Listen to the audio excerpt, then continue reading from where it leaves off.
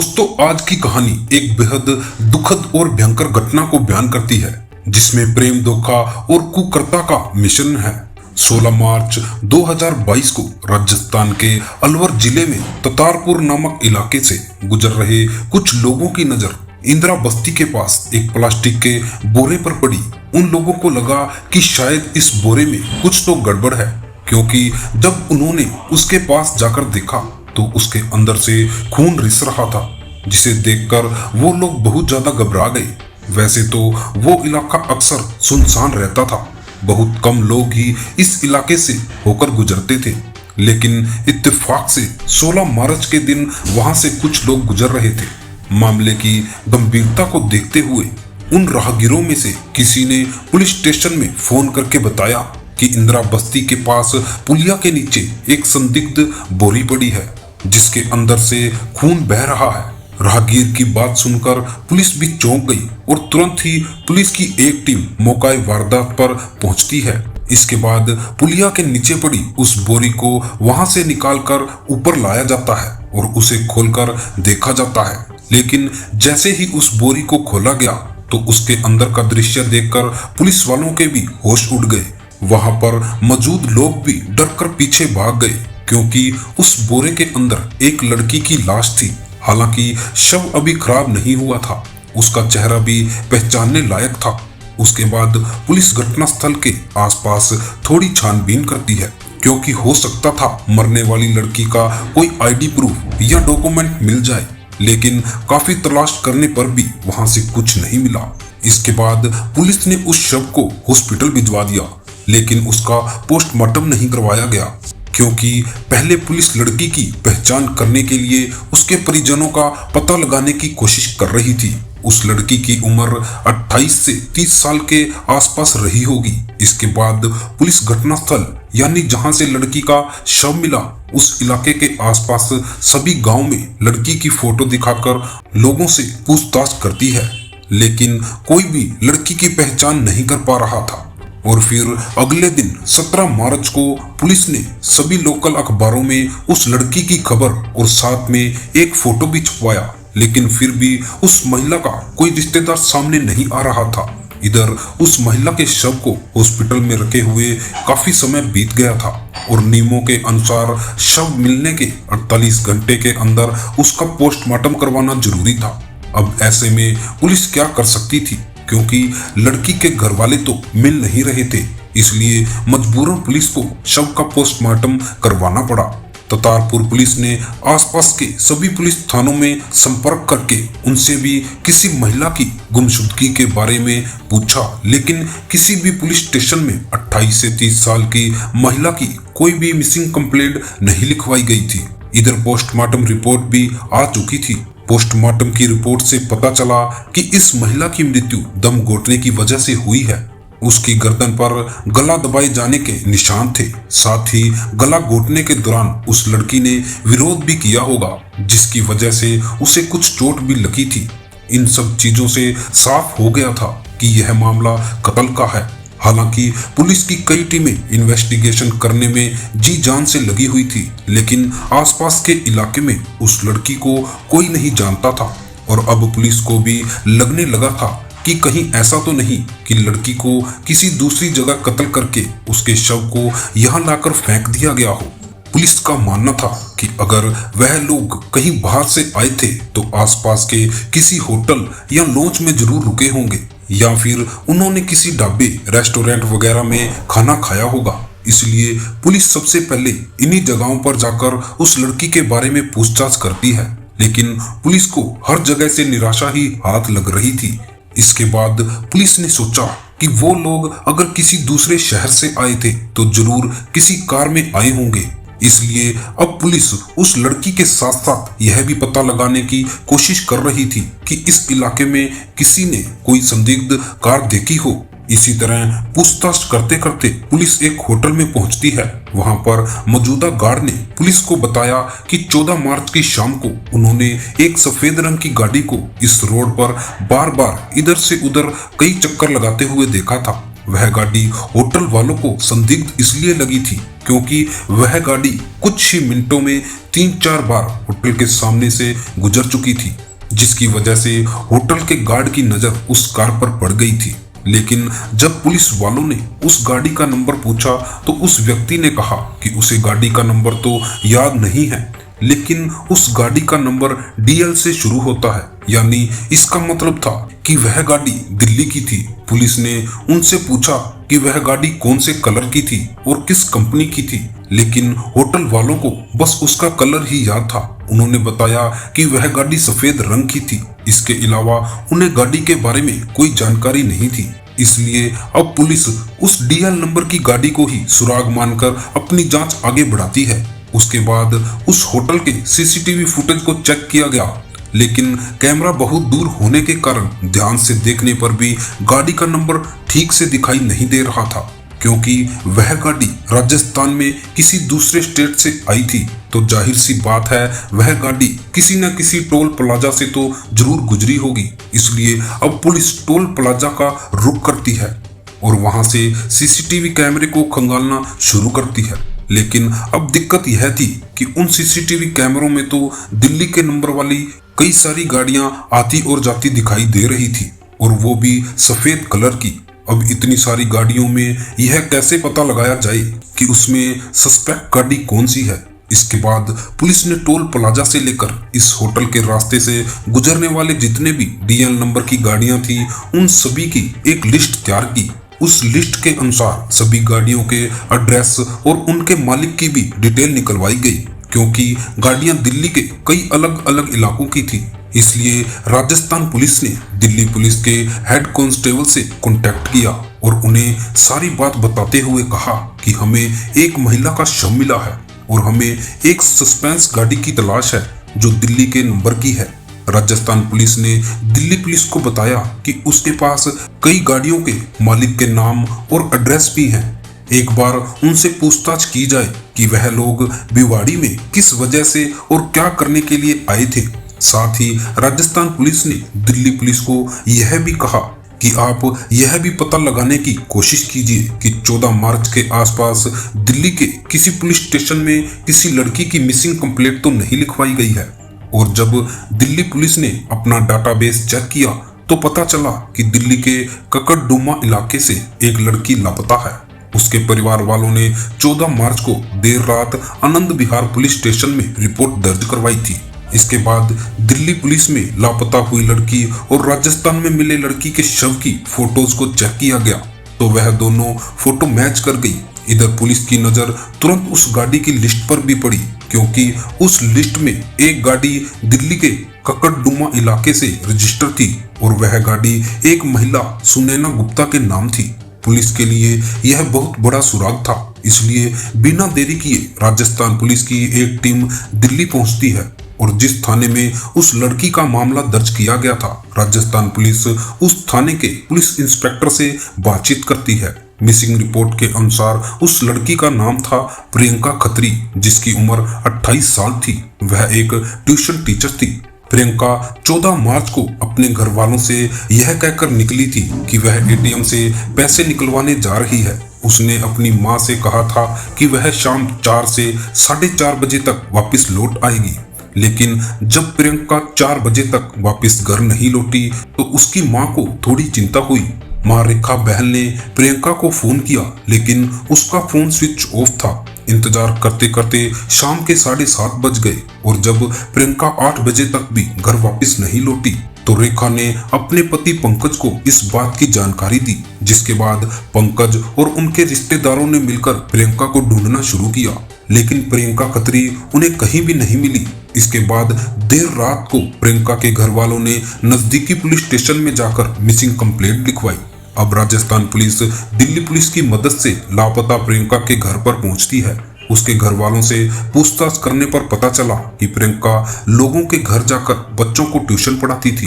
Police ने प्रियंका के पिता पंकज बहल से उन घरों के बारे में पूछा जिन घरों में प्रियंका ट्यूशन पढ़ाने जाती थी।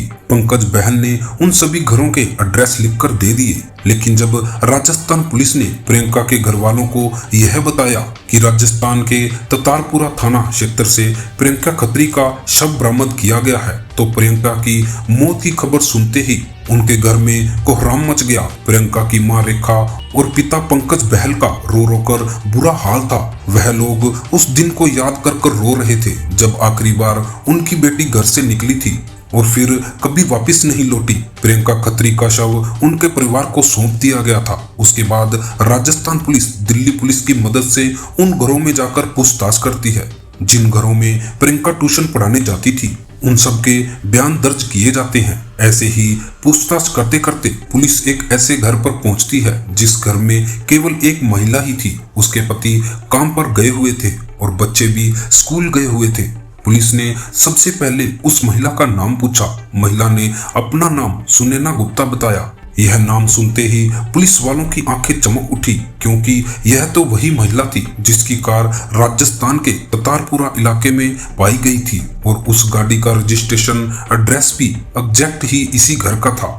पुलिस तुरंत समझ गई थी कि इस महिला का प्रियंका के कत्ल के साथ कुछ तो कनेक्शन जरूर है। इसलिए पहले तो पुलिस सुनैना से आराम से बैठकर बात करती है और उससे प्रियंका के बारे में पूछती है। सुनैना ने पुलिस को बताया कि प्रियंका खत्री पिछले 7 सालों से उनके घर पर आकर बच्चों को ट्यूशन पढ़ा रही थी, लेकिन 14 मार्च से उसने आना छोड़ दिया था और जब हमने उनके घर वालों को फोन करके पूछा तो पता चला कि वह तो अचानक कहीं गायब हो गई है।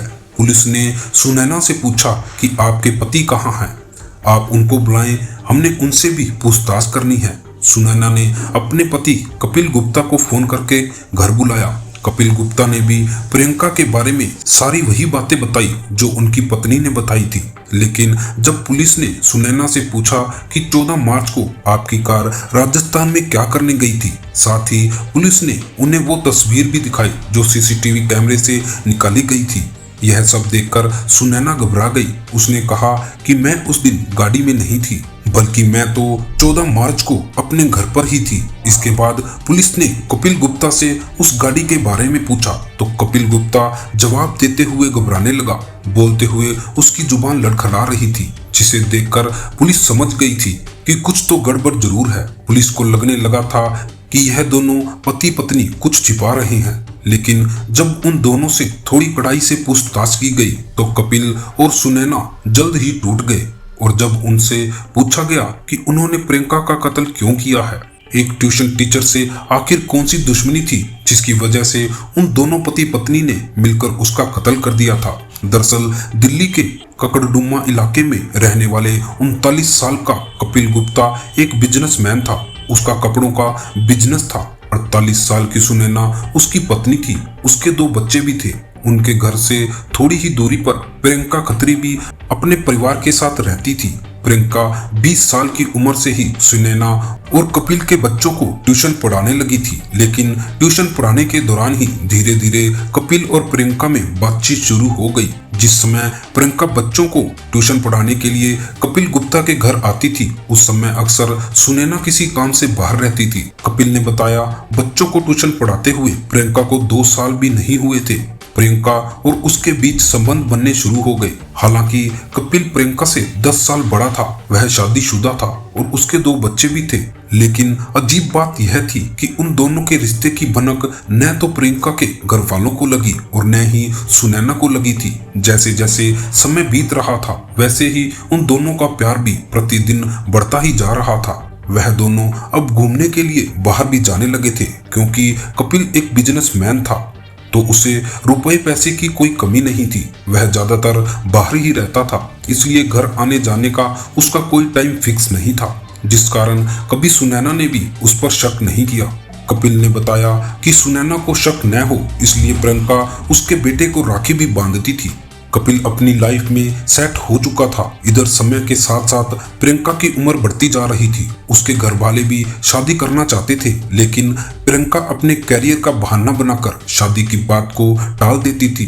हालांकि उसके पिता पंकज ने 2 बार जबरदस्ती करके उसकी सगाई भी करवाई थी, लेकिन प्रियंका शादी से पहले उन लड़कों की कपिल से बात करवा देती। जब उन लड़कों को पता चला कि प्रियंका का किसी और के साथ अफेयर है तो वह लड़के सगाई तोड़ देते थे। इतना ही नहीं, घर वालों पर प्रेशर बनाए रखने के लिए प्रियंका ने एक बार जहर भी खा लिया था, क्योंकि वह अभी शादी नहीं करना चाहती थी। दरअसल वह कपिल के प्यार में बिल्कुल पागल हो चुकी थी। पूछताछ के दौरान कपिल ने पुलिस को बताया कि इन 7 सालों में उसने प्रियंका के ऊपर करीब 40 लाख रुपए खर्च किए हैं। पूछताछ में आरोपी कपिल ने बताया प्रियंका को खूबसूरत दिखने का बहुत शौक था, जिसके लिए वह महंगी दवाई और महंगे इंजेक्शन का इस्तेमाल करती थी और यह सारा खर्चा भी कपिल ही उठाता था। लेकिन अब प्रियंका कपिल के ऊपर शादी करने को लेकर दबाव बनाने लगी थी। हालांकि प्रियंका यह बात अच्छी तरह जानती थी कि वह जिससे प्यार करती है वह शादीशुदा है, तो फिर वह उससे कैसे शादी कर सकता था। कपिल के अनुसार प्रियंका शादी को लेकर जिद करने लगी थी, लेकिन कपिल फिर भी उसे टालता रहा। इधर प्रियंका को भी लगने लगा था कि कपिल अपनी पत्नी सुनैना के होते हुए उससे कभी शादी नहीं करेगा। इसलिए अब प्रियंका ने सुनैना को ही रास्ते से हटाने का प्लान बनाना शुरू कर दिया था। और फिर एक दिन प्रियंका ने कपिल गुप्ता से कहा कि जब तक तुम्हारी पत्नी जिंदा है तब तक तुम मुझसे शादी नहीं करोगे, लेकिन अगर हम दोनों मिलकर सुनैना को अपने रास्ते से हटा दें तो फिर हम दोनों आराम से शादी कर लेंगे। यह सुनकर कपिल बुरी तरह घबरा गया। उसने कहा कि तुम यह क्या बोल रही हो। इस बात को लेकर उन दोनों में बहस होने लगी। देखते ही देखते यह बहस इतनी ज्यादा बढ़ गई कि प्रियंका ने कपिल को धमकी दे डाली। उसने कहा कि अगर तुमने मुझसे शादी नहीं की तो मैं हम दोनों के रिश्ते के बारे में सबको बता दूंगी। कपिल प्रियंका को बहुत समझाता है, उसकी मिन्नतें करता है कि ऐसा मत करो, मेरा परिवार तबाह हो जाएगा। लेकिन आखिर में जाते जाते प्रियंका ने कपिल से कहा, ठीक है, मैं किसी को कुछ नहीं बताऊंगी और ना ही अब मुझे तुम्हारे साथ रहना है, लेकिन इसके लिए तुम्हें मुझे 50 लाख रुपए देने होंगे। अगर 50 लाख देने के लिए तैयार नहीं हो तो फिर मुझे सबको बताना पड़ेगा। कपिल ने उस समय प्रियंका को 50 लाख देने की बात कबूल कर ली, लेकिन अब कपिल के सामने 2 ही रास्ते थे। या तो वह अपनी प्रेमिका को 50 लाख रुपए दे दे या फिर अपनी पत्नी को कत्ल करके प्रेमिका से शादी कर ले। लेकिन कपिल ने तीसरा रास्ता अपनाया। उसने अपनी पत्नी सुनैना को प्रियंका और अपने रिश्ते के बारे में सब कुछ बता दिया और उससे माफी भी मांग ली। आखिर वह सुनैना का पति था, इसलिए सुनैना ने भी कपिल गुप्ता को माफ कर दिया। और तो और उसने सुनैना को प्रियंका द्वारा उसके कत्ल की साजिश रचने वाली बात भी बता दी थी। और फिर यहीं से यह सारी कहानी पलट जाती है। पहले तो उसकी प्रेमिका ने कहा था कि तुम अपनी पत्नी सुनैना का कत्ल कर दो, लेकिन अब उसकी पत्नी ने कहा कि तुम अपनी प्रेमिका प्रियंका को ही कत्ल कर दो, क्योंकि सुनैना का कहना था कि अगर तुमने उसे 50 लाख दे भी दिए तो वह कुछ समय बाद फिर से ब्लैकमेल करेगी। सुनैना ने कहा कि अब इससे बचने का केवल एक ही रास्ता है और वह यह कि प्रियंका को हमेशा के लिए रास्ते से हटा दो। कपिल को अपनी पत्नी का आइडिया पसंद आ गया। इसके बाद वह दोनों मिलकर प्रियंका को रास्ते से हटाने का प्लान बनाते हैं। इस कत्ल में उन्होंने अपने 2 नौकर राजकिशोर और सचिन को भी शामिल कर लिया था। और फिर 14 मार्च 2022 को सुबह से ही कपिल अपने दोनों नौकर राजकिशोर और सचिन को खूब शराब पिलाना शुरू कर देते हैं, ताकि वह दोनों कत्ल करने से पहले ही डरकर पीछे न हट जाए, क्योंकि वो दोनों कोई पेशेवर कातिल नहीं थे और न ही उन्होंने इससे पहले कभी कोई कत्ल किया था। खैर, दोपहर में कपिल दोनों नौकरों को स्पोर्ट्स कार में बिठाकर गाड़ी को मेन रोड पर लेकर आता है। वहां गाड़ी को रोककर उसने प्रियंका को फोन किया और कहा कि कुछ जरूरी काम है, तुम जल्दी से आ जाओ। इसके बाद प्रियंका अपनी मां से झूठ बोलती है कि वह एटीएम से कुछ पैसे निकलवाने जा रही है, लेकिन वह एटीएम नहीं गई, वह तो सीधा कपिल के पास गई थी। कपिल उसे गाड़ी में बैठने को कहता है तो प्रियंका गाड़ी में ड्राइवर के पास वाली सीट पर बैठ जाती है। उसके बैठते ही गाड़ी चल पड़ती है। कपिल ने प्रियंका से कहा कि हम लोग घूमने जा रहे हैं। इसके बाद कपिल सीधा राजस्थान की ओर निकल जाता है। कपिल जानबूझकर गाड़ी को कम स्पीड पर चला रहा था, क्योंकि वह चाहता था कि राजस्थान पहुंचने से पहले ही शाम हो जाए। और जब उसे लगा कि अब रोड पर लोगों की आवाजाही कम हो गई है तो कपिल ने कार में भजन चलाना शुरू कर दिया और वॉल्यूम को फुल कर दिया ताकि अगर प्रियंका चीखने चिल्लाने लगे तो उसकी आवाज बाहर न जाए। इसके बाद कपिल की ओर से इशारा मिलते ही पीछे से दोनों नौकरों ने प्रियंका पर हमला कर दिया। हालांकि प्रियंका भी उन दोनों का विरोध कर रही थी, वो चीख भी रही थी, चिल्ला भी रही थी, लेकिन दोनों नौकर उस पर बुरी तरह टूट पड़े। उन्होंने प्रियंका का गला पकड़कर दबाना शुरू कर दिया और फिर कुछ ही देर में प्रियंका ने दम तोड़ दिया। असल में वह लोग पूरी तैयारी के साथ आए थे। उन्होंने गाड़ी के अंदर ही प्रियंका को एक प्लास्टिक के बोरे में पैक कर दिया। अब वह लोग कोई सुनसान जगह तलाश करते हैं ताकि उस शव को किसी की नजर में आए बगैर आसानी से ठिकाने लगाया जा सके। जगह ढूंढते ढूंढते वह लोग एक पुलिया के पास पहुंचते हैं। वह जगह बिल्कुल सुनसान थी। इसके बाद उन तीनों ने मिलकर बोरे में रखे प्रियंका के शव को पुलिया के नीचे फेंक दिया। वह तीनों सुबह से ही भूखे प्यासे घूम रहे थे। वो लोग एक रेस्टोरेंट में जाते हैं, वहां पर वह लोग खाना खाते हैं। खाना खाने के बाद उन्होंने गाड़ी में एक ही रोड पर कई चक्कर लगाए ताकि लोगों को लगे कि वह लोग घूमने के लिए निकले हुए हैं। लेकिन जैसा उन्होंने सोचा था वैसा तो बिल्कुल नहीं हुआ, बल्कि उसका उल्ट हो गया था, क्योंकि जिस रोड पर उन्होंने कई चक्कर लगाए उसी रोड पर एक होटल के गार्ड ने उनकी गाड़ी को देख लिया था। उनकी गाड़ी संदिग्ध इसलिए लग रही थी क्योंकि उस गाड़ी ने कुछ ही मिनटों में वहां पर कई चक्कर लगाए थे।